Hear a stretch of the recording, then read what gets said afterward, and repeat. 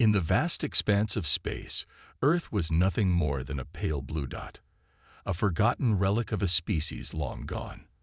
But for 5 alien races, it had become something else entirely, a proving ground. They called it the Convergence, an event orchestrated by a mysterious cosmic entity known only as the Arbiter. Each race believed they were destined to emerge victorious, to claim dominion over all worlds. Yet none of them could have imagined what awaited them on this seemingly insignificant planet. The Caliph arrived first, their sleek ships glowing faintly with energy as they descended through Earth's atmosphere. Their bodies shimmered like liquid light, capable of manipulating pure energy to devastating effect. To them, Earth appeared primitive, its skies clouded, its oceans restless, and its forests wild.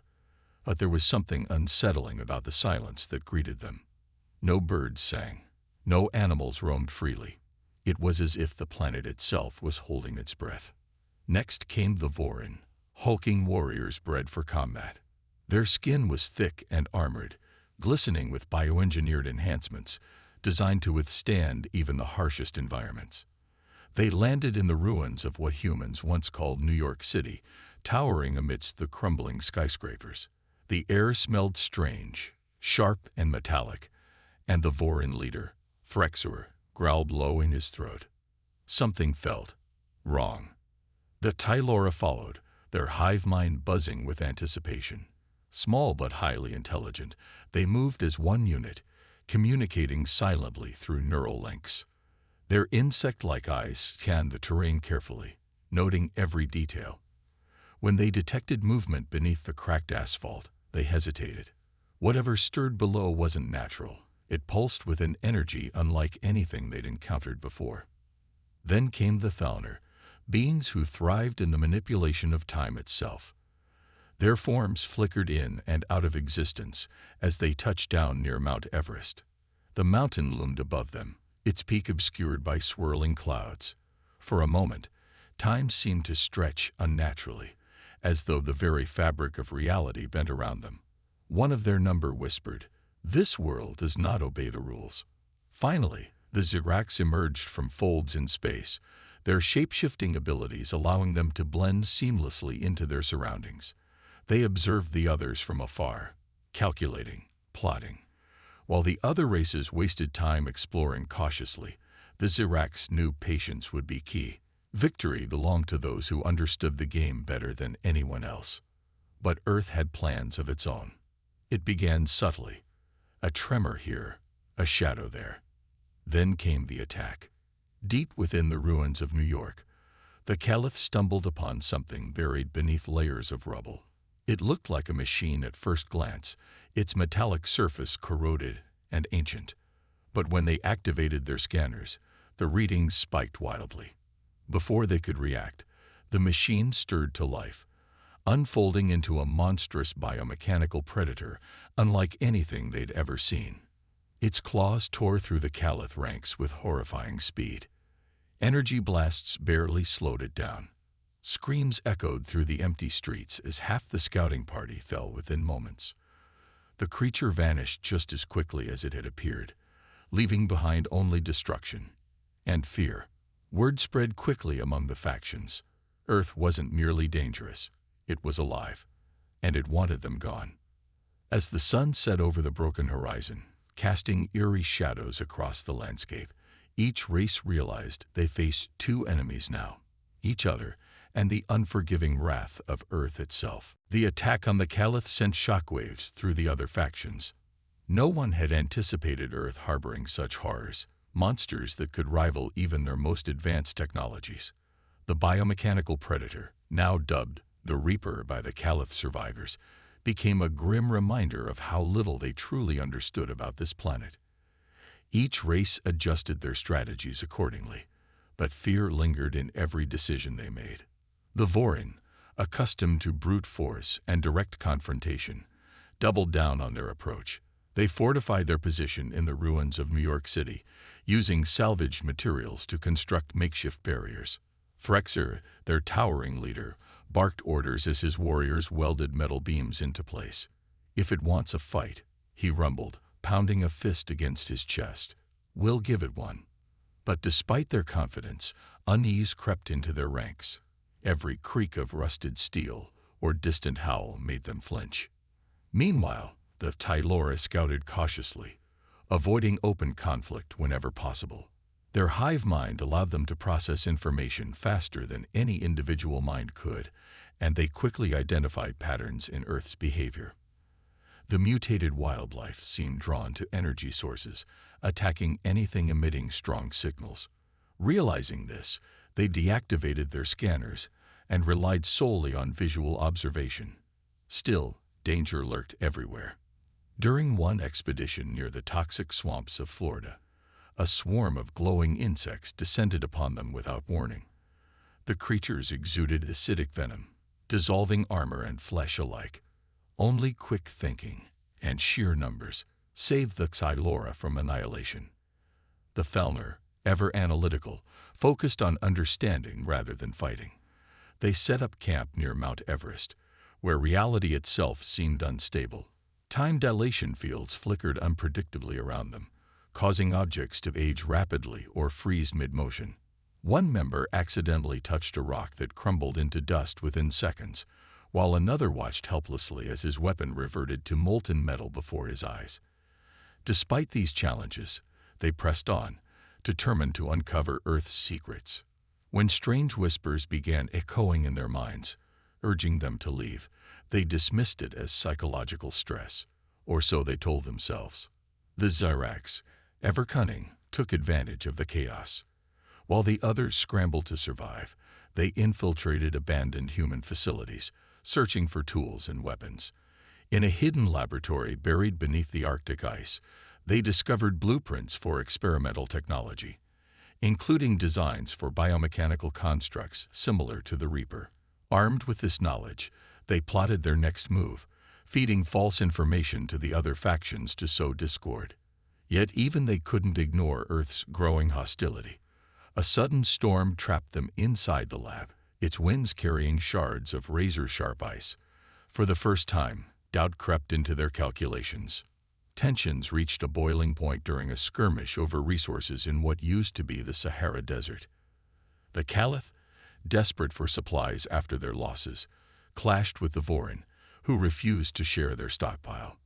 Energy blasts lit up the night sky as metallic fists collided with shimmering force fields. The battle drew the attention of nearby predators, forcing both sides to retreat. As they fled, a massive sandworm erupted from the ground, swallowing equipment and scattering survivors. Back at their respective camps, each faction nursed their wounds, not just physical, but emotional. Earth had proven itself far deadlier than anyone expected, and yet none dared abandon the tournament. Pride, ambition, and fear of the Arbiter kept them tethered to this nightmare world. As dawn broke over the horizon, casting long shadows across the desolate landscape, the aliens realized something terrifying. Earth wasn't just testing their strength, it was hunting them. The Reaper's attack had left scars, not just on the Caliph, but on all the factions. Each race now understood that Earth wasn't merely a battlefield. It was alive, unpredictable, and merciless. The biomechanical predator had disappeared after its assault, but its presence lingered in every shadow, every sound. Trust between the aliens shattered further as paranoia took root. Yet survival demanded cooperation, even if only out of necessity. It started with the Vorin and Xylora. Both races had suffered heavy losses, and neither could afford further casualties. Threxer, the Vorin leader, reluctantly approached the Xylora hive queen, Zinara, during a tense standoff near the ruins of Chicago. "We're stronger together," he growled, his voice low and gravelly. Zinara hesitated, her insect-like eyes scanning him intently before nodding. A fragile truce formed as they combined their strengths. The Vorin's brute force paired with the Xylora's tactical precision. Their first joint mission was to create traps for any predators lurking nearby. Using bioengineered toxins crafted by the Xylora and reinforced barriers built by the Vorin, they set up ambush zones around their shared camp. When a pack of wolf-like creatures with glowing red eyes attacked, the traps worked flawlessly. The beasts were ensnared, their mutated bodies dissolving under the acidic poison. For the first time since arriving on Earth, the two factions felt a flicker of hope. But not everyone trusted this newfound alliance. The Thalner watched from afar, their temporal fields distorting their movements as they observed the Vorin and Tylora working together. One of their leaders, Can, voiced his concerns. "They'll turn on us once they've gained strength," he warned. Still, the Thalner couldn't deny the effectiveness of the collaboration. They decided to join indirectly, offering their time manipulation abilities to predict enemy movements. By slowing or speeding up localized areas, they gave the others precious seconds to prepare for attacks. The Zyrax, however, saw opportunity where others saw unity. Disguised as members of different factions, they infiltrated meetings and gathered intelligence. Their shape-shifting allowed them to move unnoticed, feeding false information to sow discord. When rumors spread among the Vorin that the Tylora planned to betray them, tensions flared again. Accusations flew, fists clenched, and it seemed the fragile truce would collapse entirely. The breaking point came atop Mount Everest, where gravity anomalies had grown increasingly unstable. The factions convened there, drawn by strange energy readings detected by the Thalner. As they argued over resources and strategies, the ground beneath them began to shift unpredictably. Rocks floated upward, then plummeted back down with crushing force. Panic erupted as the gravity distortions intensified, pulling some members into the air while pinning others to the earth. In the chaos, the Zyrax revealed themselves, attempting to seize control of the situation. But their betrayal backfired when the Thalner used their temporal powers to expose the deception. Caught red-handed, the Zyrax tried to escape, only to be cornered by an enraged Thraxer. "You've cost us enough," the Vorin leader snarled, raising a massive fist. Before violence erupted, Zenera intervened, her calm voice cutting through the tension. "Killing each other won't save us," she said firmly. "Earth is our real enemy." Reluctantly, the survivors agreed to share what little they knew about Earth's dangers. They pooled their findings, maps of predator hotspots, data on environmental anomalies, and fragments of human records found in abandoned cities. Though distrust still simmered beneath the surface, they realized they had no choice but to work together or face extinction. As they descended from the mountain, battered but alive, the factions understood one thing clearly: Earth didn't care about their rivalries. It would destroy them all unless they found a way to unite, even if only temporarily. The uneasy alliance between the factions led them deeper into Earth's mysteries. Following fragmented maps and cryptic energy readings, they ventured into the Amazon rainforest, a place that had once teemed with life, but now resembled a toxic wasteland. The air was thick with humidity and strange chemical fumes, forcing the aliens to rely on respirators or protective fields. Vines twisted unnaturally, glowing faintly as if alive, while mutated plants snapped at anything that moved. It was here, amidst the suffocating green chaos, that they stumbled upon something unexpected: remnants of humanity. Hidden beneath layers of overgrown vegetation lay an underground vault, its entrance partially exposed by a recent landslide. The structure was massive, constructed from reinforced steel and concrete, bearing symbols of human design. Curiosity outweighed caution as the group descended into the darkness, their scanners illuminating the narrow corridors. Inside, they found rows of holographic displays, each containing records of humanity's final days. The Caliph leader, Leray, activated one of the projections. Ghostly images flickered to life, showing humans in lab coats working frantically on machines far beyond their understanding. A voice narrated the footage, calm yet tinged with desperation. "Project Erebus," it said, "an experiment aimed at harnessing infinite energy. But we underestimated its potential and its hunger." As more recordings played, the truth unfolded. Humanity had tampered with forces beyond comprehension, creating weapons so powerful they tore apart reality itself. Erebus, originally intended as a source of limitless power, became sentient, or perhaps parasitic, feeding on energy and life alike. Its release triggered catastrophic events, wiping out entire cities and ecosystems. In their dying moments, humans sealed Erebus away deep within the planet, hoping it would never awaken again. The revelation stunned the aliens. For the first time, they saw themselves reflected in humanity's mistakes. Each race harbored ambitions similar to those of the humans: conquest, dominion, and mastery over forbidden sciences. If they weren't careful, they too could unleash destruction on a galactic scale. But the recordings didn't stop there. Another hologram revealed details about Erebus containment. Beneath the Marianas Trench, humanity had built underwater cities to monitor and suppress the entity. Over time, these cities fell silent, consumed by the very thing they sought to control. One phrase repeated throughout the logs: it adapts, it learns, it hungers. The Ziracs, ever opportunistic, whispered among themselves. Could they use this knowledge to manipulate Erebus for their own gain? Meanwhile, the Falconer grew increasingly uneasy. Their leader, Khan, muttered, "Time is unstable here. This, Erebus, it distorts everything around it." His words sent shivers through the group. Tensions flared when the Vorin accused the Tylora of withholding information about bioengineered creatures resembling those described in the logs. Voices rose, tempers ignited, until Zinera stepped forward, her small frame radiating authority. "Fighting won't change what we've learned," she said sharply. "Erebus isn't just Earth's problem. It's ours now." Her words silenced the group momentarily, but doubt lingered. Was confronting Erebus worth the risk, or should they abandon Earth and leave it to its fate? As they exited the vault, the forest seemed darker, heavier, as though the planet itself knew they'd uncovered its darkest secret. For the first time, fear wasn't just directed outward toward predators or anomalies. It came from within, gnawing at their resolve. They were no longer merely competitors battling for supremacy. They were survivors facing a choice: confront the horrors humanity unleashed or flee before Earth claimed them too. The discovery of Erebus cast a long, ominous shadow over the factions.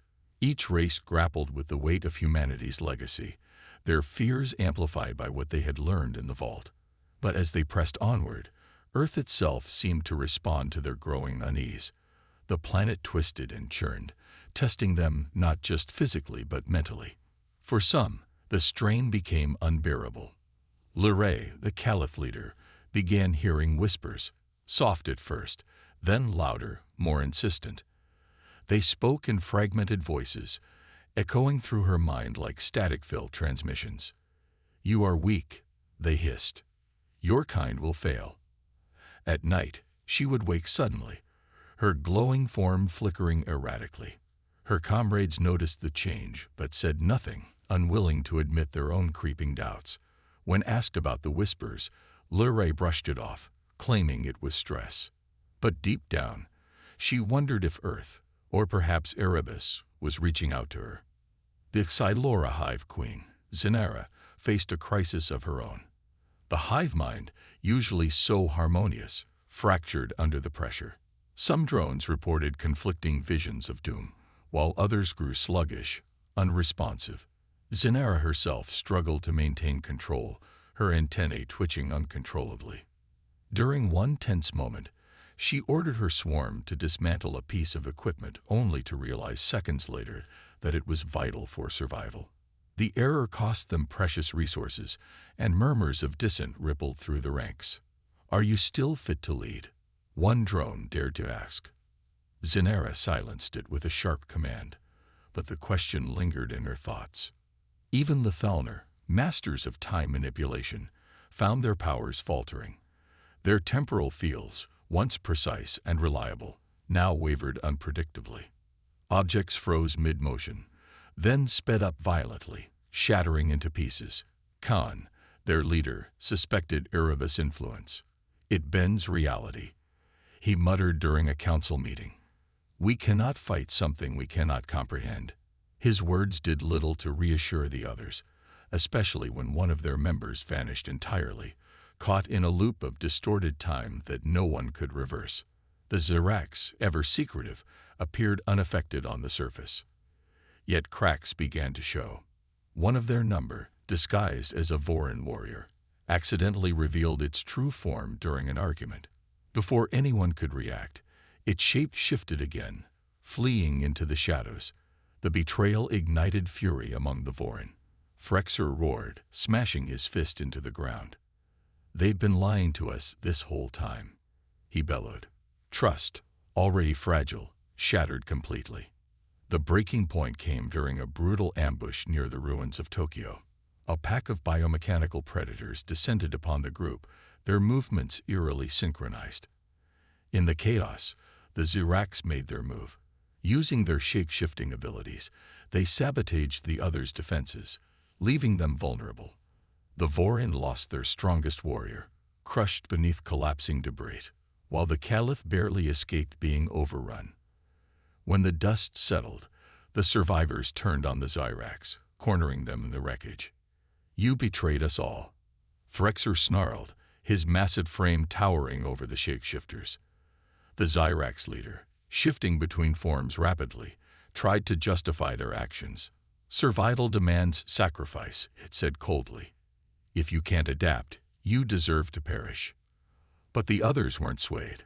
With nowhere left to run, the Ziracs dissolved into the shadows once more, disappearing into the ruins. Though victorious in driving them away, the remaining factions retreated, fractured and fearful.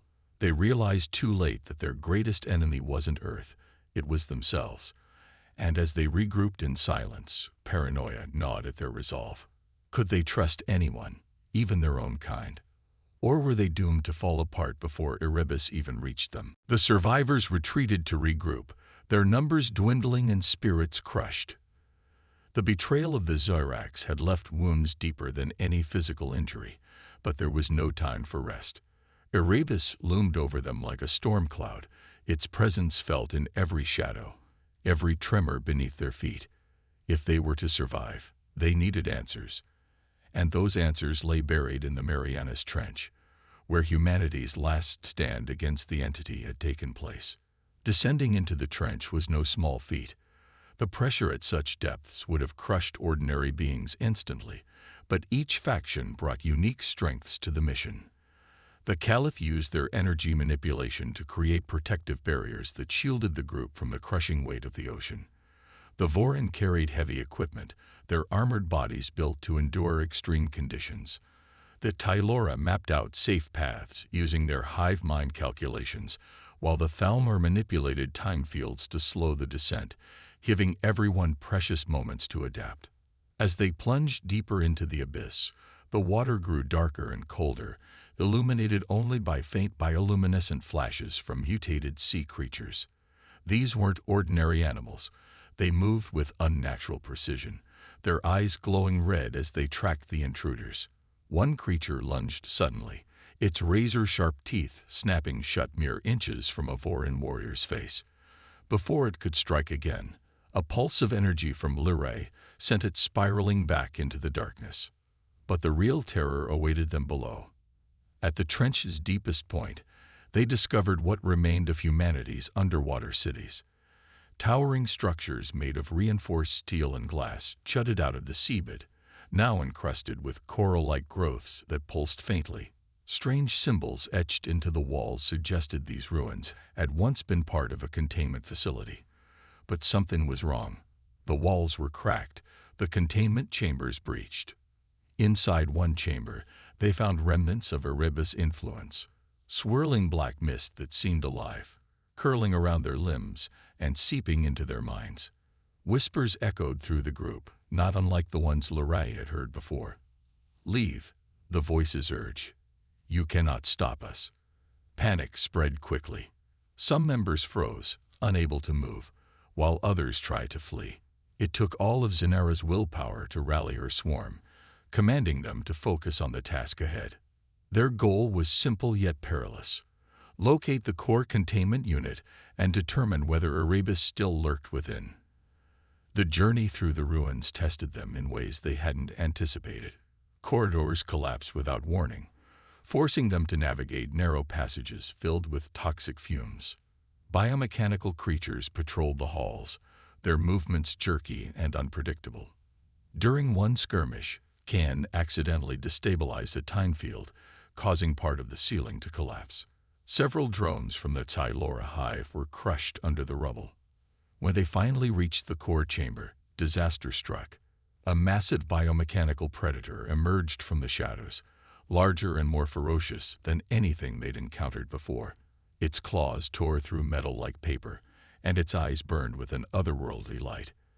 As the group scrambled to defend themselves, Lure stepped forward, her form flickering violently. "This is my burden to bear," she said softly, her voice trembling but resolute. With a final surge of energy, she unleashed a blinding pulse that sealed off the collapsing tunnel behind them. Her body disintegrated into light, leaving the others stunned and grieving. Though shaken, the survivors pressed on, knowing her sacrifice had bought them time. They realized then that defeating Erebus wouldn't just require strength or strategy. It would demand everything they had, including their lives. The survivors emerged from the Marianas Trench, battered and broken, their minds heavy with the weight of Lure's sacrifice. Her final act had sealed the collapsing tunnel, buying them precious moments to escape, but it also left a void in their ranks. The Caliph leader was gone, her glowing energy extinguished like a star swallowed by darkness. As they regrouped on the surface, the remaining factions stared at one another with a mixture of guilt and determination. They had reached the deepest point of Earth, confronted its horrors, and barely survived. But what now? Before they could decide, the air shimmered unnaturally, and a figure materialized before them. It was unlike anything they had ever seen, a being composed entirely of shifting light and shadow, its form constantly changing, as if it existed between dimensions. This was the Arbiter, the mysterious entity that had orchestrated the convergence. Its voice echoed not just in their ears, but within their very thoughts, deep and resonant. "You have come far," the Arbiter said, its tone neither kind nor cruel, simply indifferent. "But your journey is far from over." Frexer stepped forward, his massive frame trembling with barely contained rage. "What game are you playing?" he demanded, his voice booming. "You sent us here to fight each other, but this world fights back harder than any of us imagined." The Arbiter tilted its head, as if amused. "This is no mere competition for dominance," it replied. "Earth is a crucible, a test of survival, ingenuity, and resilience. Humanity once stood where you stand now. Their hubris led to their downfall, unleashing forces they could not control. Erebus was born from their greed, their refusal to respect boundaries." Zinara, the Xylora hive queen, spoke next, her antennae twitching with agitation. "And what do you expect from us? To clean up humanity's mess?" "No," the Arbiter answered calmly. "I seek to understand whether your civilizations can resist the same temptations. Will you repeat humanity's mistakes, or will you rise above them?" The revelation struck the group like a physical blow. They weren't just pawns in some cosmic contest. They were guinea pigs, subjected to Earth's trials to prove their worthiness. For a moment, anger flared among the survivors. Cain clenched his fists, his temporal fields flickering erratically. "We didn't ask for this," he snapped. "Why should we care about humanity's sins?" "Because they are yours too," the Arbiter countered. "Every species reaches a point where power corrupts ambition. Humanity fell victim to their own creations. So too could you, if you fail." Silence fell over the group as the truth sank in. The Arbiter wasn't punishing them. It was warning them. Earth wasn't merely a battleground. It was a mirror reflecting their potential futures. If they couldn't overcome their rivalries and fears, they would suffer the same fate as humanity. Then came the question none of them expected. Will you face Erebus together, or abandon Earth, and accept failure? The choice weighed heavily on everyone. Frexer growled under his breath, torn between pride and survival. Zanera's swarm buzzed anxiously, their hive minds struggling to process the stakes. Can muttered something about probabilities, his mind racing through scenarios. Each faction knew the risks. Confronting Erebus meant risking everything, while fleeing meant admitting defeat and possibly facing the Arbiter's wrath. Finally, after what felt like an eternity, Frexer spoke. "We stay," he said firmly, his voice cutting through the tension. "If we leave now, we're no better than the humans who ran from their mistakes." One by one, the others nodded in agreement. Though fear lingered in their hearts, they understood there was no turning back. Earth had become more than a challenge. It was a lesson, and they would see it through, even if it cost them everything. As the Arbiter vanished into nothingness, leaving behind only silence, the survivors prepared for their final confrontation. Whatever awaited them, they knew one thing for certain. Earth had changed them forever. The decision to face Erebus head-on was unanimous, but unity remained fragile. Each faction carried scars, not just from Earth's trials, but from their own internal struggles and past betrayals. The weight of their mission hung over them like a storm cloud, threatening to break apart what little cohesion they had left. As they prepared for the final battle, old tensions resurfaced, testing their resolve. The plan was simple yet perilous. Weaken Erebus enough for the Thalner to trap it in a temporal loop, rendering it inert. To achieve this, the Vorin would lead a frontal assault, drawing Erebus' attention, while the Xylora deployed bioengineered traps designed to drain its energy. Meanwhile, the Caliph survivors, now led by Lyray's second-in-command, Serain, would channel their remaining power into concentrated energy blasts. Every role was critical, and failure in any part could doom them all. But trust was in short supply. The Zyrax's betrayal still lingered in everyone's minds, and whispers of doubt spread like wildfire. During a strategy meeting near the ruins of Tokyo, accusations flew when equipment went missing. Frexer pointed an accusatory finger at Kan. "Your people can't even keep track of supplies." He roared. "How do we know you're not hoarding resources?" Kane bristled, his temporal fields flickering dangerously. "We're doing everything we can," he shot back. "If anyone's hiding something, it's your warriors, always sneaking off to scavenge alone." Zanera stepped between them, her small frame radiating authority despite the chaos. "Enough," she snapped, her voice sharp enough to silence both leaders. "Fighting each other won't save us. Focus on Erebus, or let it consume us all." Though her words calmed the immediate tension, resentment simmered beneath the surface. It came to a head during the operation itself.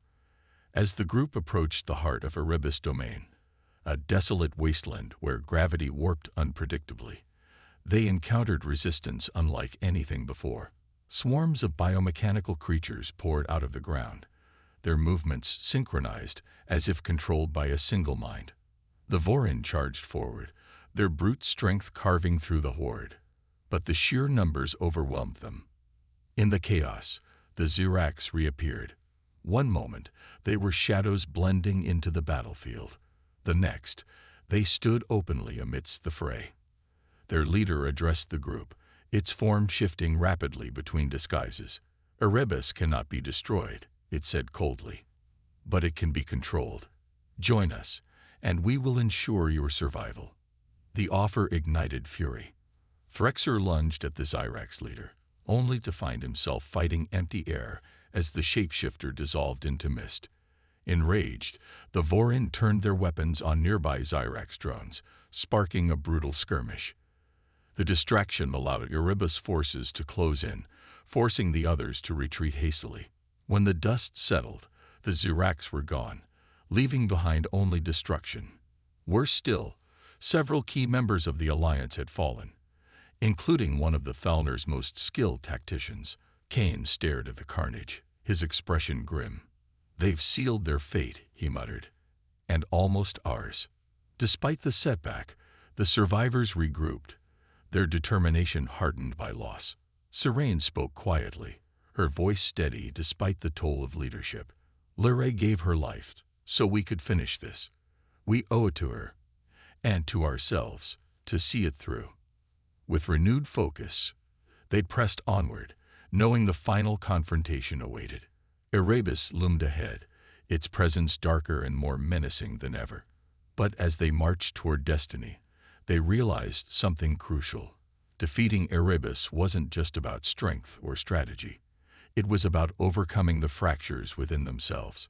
Only then could they hope to stand united against true fear. The final confrontation with Erebus took place in a desolate valley, its landscape warped beyond recognition.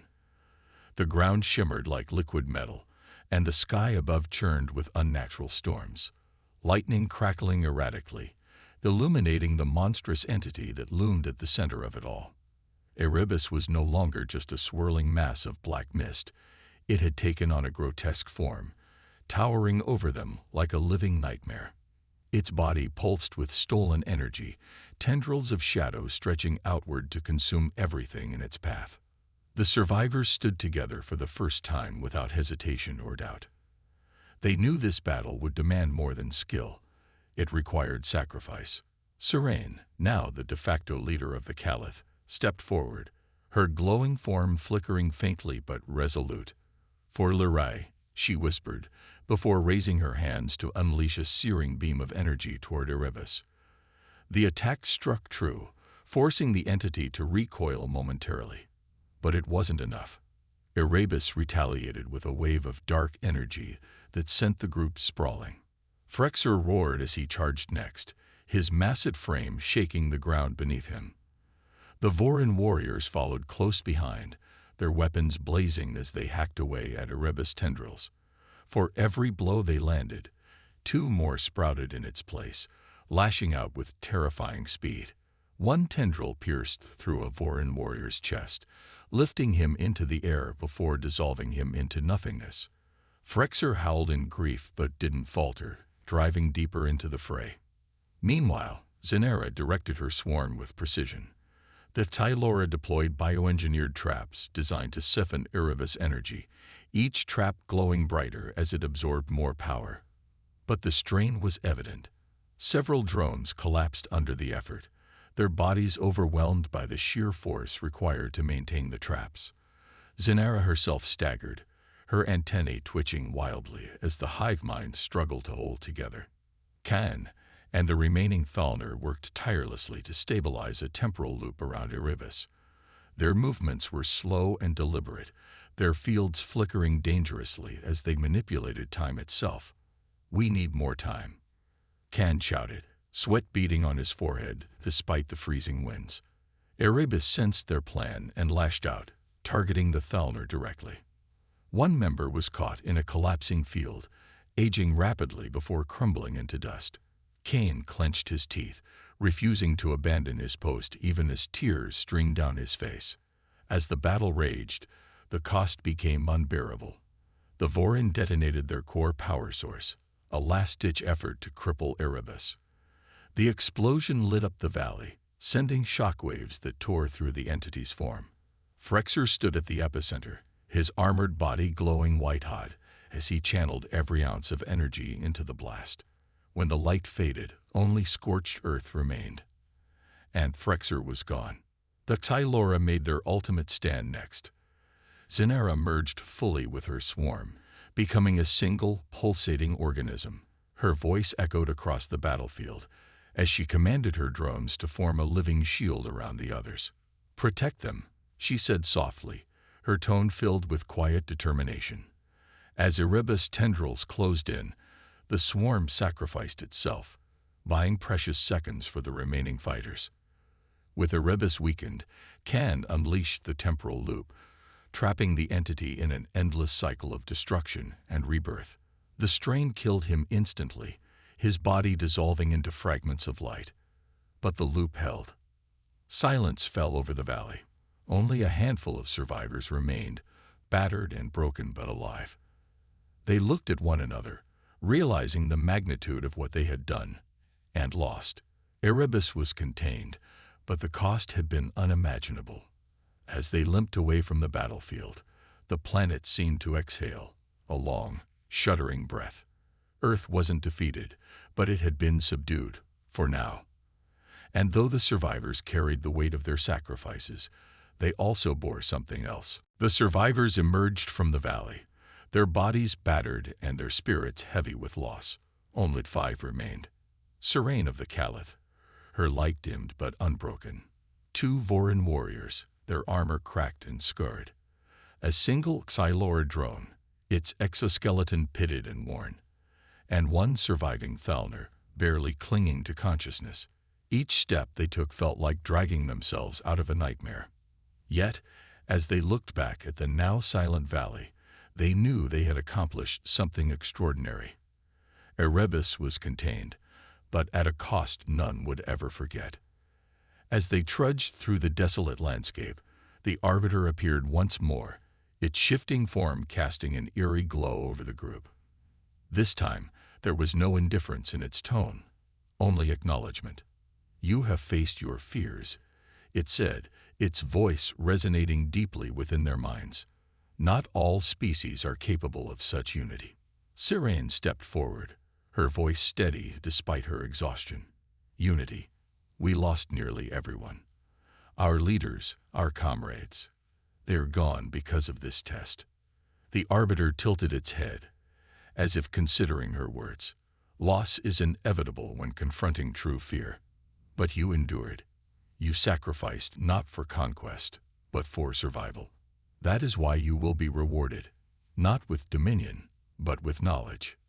With a wave of its ethereal hand, the Arbiter revealed holographic projections hovering before them. These were Earth's secrets, advanced technologies, strategies for environmental adaptation, and warnings about humanity's mistakes. The aliens realized that Earth wasn't just a crucible, it was a teacher. Humanity's downfall had been arrogance and greed, and the Arbiter sought to ensure other civilizations wouldn't repeat those errors. But the gift came with a warning. Erebus is contained, but containment is fragile. It hungers still, and it may one day break free. Remember what you've learned here. Use it wisely, or suffer the same fate as those who came before you. The message struck deep. The survivors understood that their victory wasn't final. It was temporary. Erebus might remain trapped, but Earth itself was unpredictable, teeming with dangers they could never fully comprehend. As the Arbiter vanished, leaving behind silence, the group shared a somber moment of reflection. They had come seeking dominance, yet they left humbled by Earth's wrath. Their departure from the planet was quiet, almost mournful. Ships ascended into the sky, carrying the remnants of 5 proud races back to their respective worlds. Each survivor carried not just memories of battles fought and lives lost, but also lessons etched into their very beings. They vowed to share what they'd learned, to prevent others from making humanity's mistakes. Back on their home planets, stories of Earth spread quickly. Some dismissed them as cautionary tales, while others embraced them as blueprints for survival. The survivors became legends, their sacrifices immortalized in songs and texts, but they never forgot the price they paid or the horrors they witnessed. Earth, meanwhile, began to heal. Its ecosystems regenerated slowly, reclaiming ruins and scars left behind by centuries of conflict. Yet whispers lingered beneath its surface, reminders that Erebus still existed, waiting patiently for another chance to rise. And so, the legacy of the convergence endured. For the survivors, Earth wasn't just a battlefield. It was a mirror reflecting both their strengths and vulnerabilities. As they gazed toward the stars, they couldn't shake the feeling that the Arbiter's game wasn't over. Somewhere, lurking in the vastness of space, another challenge awaited, and perhaps another reckoning with fear. For now, though, they rested, haunted but hopeful. After all, even in the face of true fear, resilience could spark redemption. And sometimes, that was enough to keep moving forward.